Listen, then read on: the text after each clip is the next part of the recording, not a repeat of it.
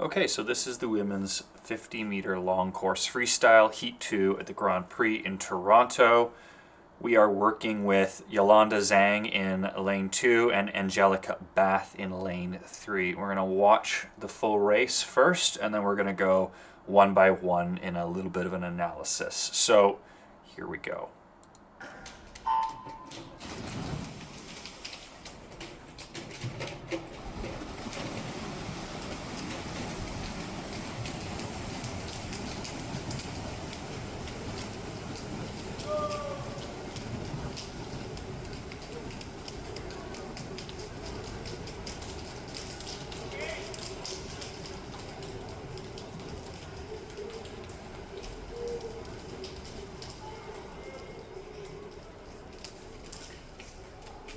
Okay, so there are the times. We're going to come right back to the start.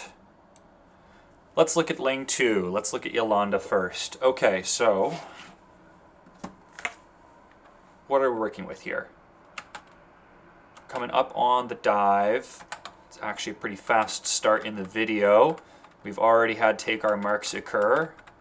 Bet you saying go happens right around here. We saw a little bit of a body shift occur, and I think that might be your initial reaction. You can see I'm starting to track right frame by frame, so I think I'm anticipating that go has occurred.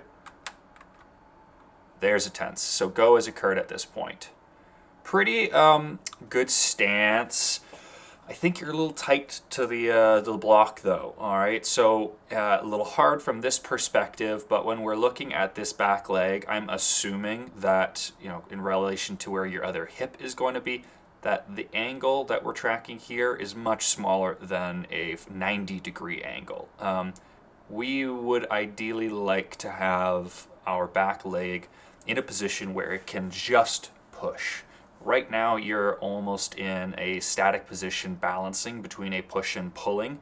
Your leg is going to contract or extend, and you're holding it here in this contracted position. So you're going to have to extend all the way out to 90 degrees, relying on some stability going on in your leg before you're allowed mechanically to just push. So it's taking you all the way out to here to finally essentially get pure push. We'd like to start in a push position. Let's come back. Let's analyze what else we can check out here though. I'm loving the fact that we could see right there, first reaction really is that back leg firing.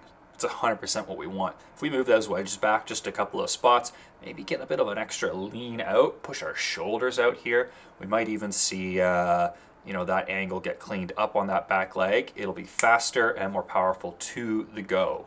But continuing, great press, great extension. Maybe there was a little bit more you could add on that extension on the back there, but the front leg is firing quite nicely. Maybe the head's a little bit low in the streamline. So we can see that little bit of floopiness, the technical term for it. We're in a great position here. I'd like to see a little bit more tensity in the core. I'd like to see you can activate that. And I don't just mean the core, I rather should say the trunk, because I want to see a bit more tenseness overall. You can do that by activating in your glutes. So making sure that you're pressing through your legs, through your glutes. You're going to see that the back legs will snap together more. And if our back legs are snapped together more, our trunk, our core is a bit tighter. You're falling a little flat here. Not so bad. We saw that last frame, a little bit of a floop, a little bit too loose, but overall a pretty good dive. I think with that extra press through the glutes and activation through the air, and trying to arc yourself up and over and down and into the water, your dive's going to be amazing at that point. Pretty good underwater. It's a little flicky with the feet, flicky with the knees. We do see that there's some amplitude coming off the hips and in the core, but bigger is better when it comes to this. You are very stable in your upper body. Ribs up is how we determine upper body versus lower body when we're talking about streamline underwaters. Very stable. That little bit of a bounce is very acceptable, well more than acceptable. And so your kick is very efficient, but how do we become better?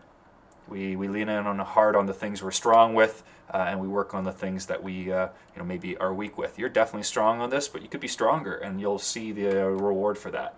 Let's see. Pretty wide on that first pull. We have a nice camera angle that I'm able to even get that.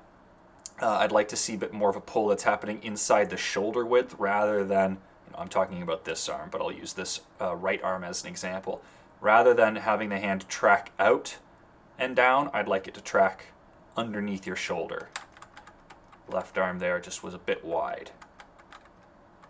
Right arm might be wide, could be a perspective issue on this one, but overall pretty nice.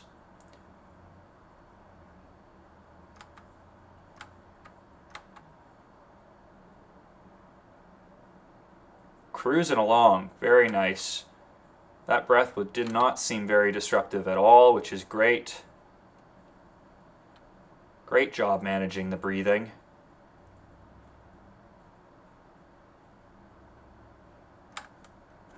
Maybe a bit of a weak finish there. I'd like to see maximum, like I'm pretty sure you take another stroke there. Yeah, so maybe you could have glided in. Again, this is a hard perspective to tell what the true distances to the wall are, but you seem very close here. Streamline, and even streamline with just one arm up in front of us is, well, streamline with both arms is the most efficient position to be in. That's going to preserve the most forward momentum that we possibly can. It's why we enter into essentially streamline during breaststroke, during butterfly. With freestyle being asymmetric, the best we could do is get one arm up in front of us, but that's still pretty darn good. Taking a tiny stroke potentially to fill that gap with a whole other stroke, or this is not what you did, but taking a tiny final stroke, not what we want. You're already traveling fast, maybe make sure that when we are at that maximum speed, dive into that last stroke with that final arm. And we don't want to say glide into the wall. We don't want to see a loss of velocity. That would be too far away. But maybe reaching for the wall with that final stroke rather than what looks like you packing two strokes into the space that you could have just had one. Hard to tell. Maybe that was all bluster. That looks pretty darn good. Maybe you pull up a little bit at the end there. A little early. Otherwise, pretty good. Nice race. Coming back, we are going to look at Angelica now. So, similar notes as we talked with Yolanda. I think we could be playing with this wedge being a bit farther back. We want to see this back leg rather than having this smaller than 90-degree angle going on from our heel, knee, hip. We want to open that up to about 90 degrees or maybe even larger than that. If we were on camera on the other side of the pool, we'd totally see this other leg. But the point is that we want to have pure push. We don't want our leg to be balancing between a push and pull contraction. The reality is that once we start to get moving, our leg will reach 90 degrees and now it's in a position to fully push. But we can see that we've already spent time having to move out before we've reached this point of efficiency. I'd rather take your marks and go down into a stance where we are at something more close to this in the back leg. So again, moving the wedge back, or maybe trying to shift our shoulders and our hips forward, right? If we can pop our hip up or forward, that's going to allow our back leg to extend.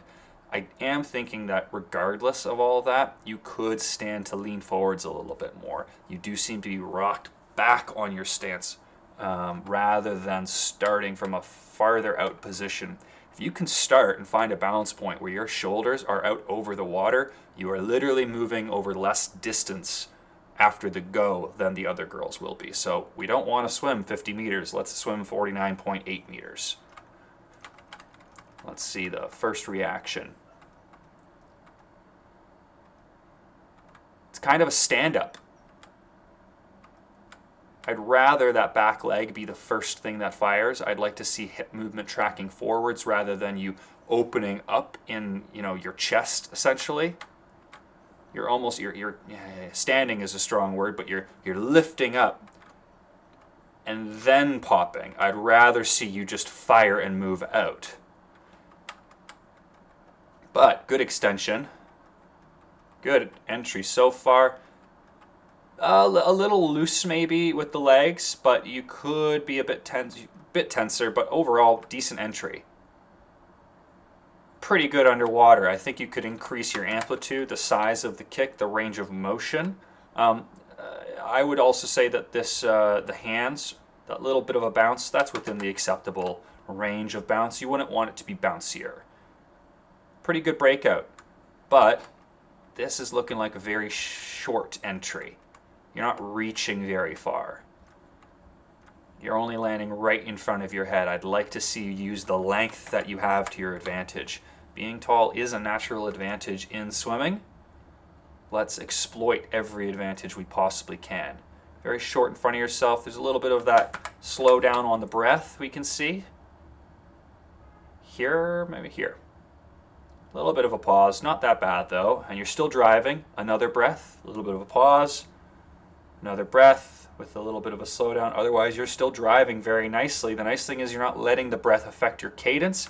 We saw that last breath kind of did though. Check out the pace. It's like a little bit of a slowdown there. A lot of breathing in a 50. A lot of breathing happening in the last 5 meters there.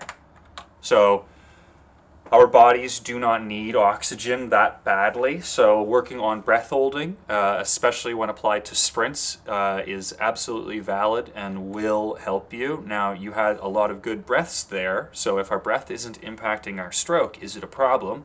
No. But we saw towards the end of that 50 that your breathing was beginning to affect your stroke.